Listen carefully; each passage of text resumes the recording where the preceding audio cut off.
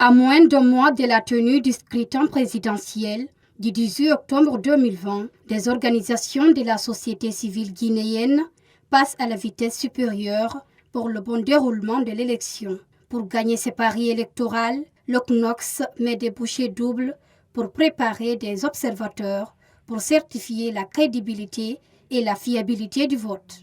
Nous avons deux stratégies. L'observation de masse, où les volontaires sont identifiés, formés et déployés dans le bureau de vote. Leur rôle, c'est de dissuader toute tentative de fraude ou de manipulation du scrutin et de témoigner en temps utile. Le deuxième groupe, on les appelle les observateurs rapides. Ils font ce qu'on appelle le parallel voting tabulation.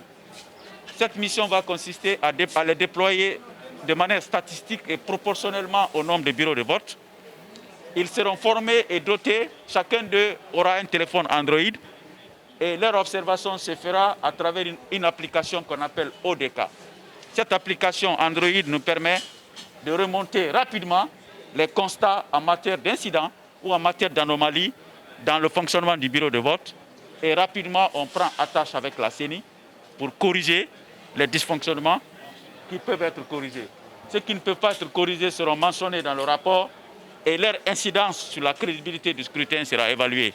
Des représentants de la société civile dans les 33 préfectures participent également à cette rencontre. Tous plaident pour une élection présidentielle apaisée, sans violence. Je vais lancer d'abord un message de paix et puis aider à ce que les élections se passent dans de bonnes conditions. Je suis fin prête, vu que je me suis déplacée et fait près de 500 et quelques kilos.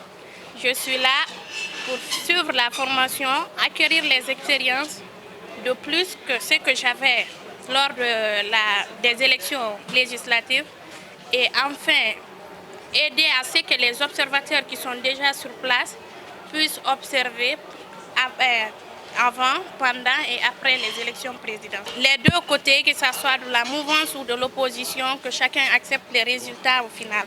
Ces représentants de la société civile guinéenne vont contribuer à leur manière pour la tenue d'un scrutin libre, équitable, transparent et accepté par l'ensemble des acteurs du processus électoral.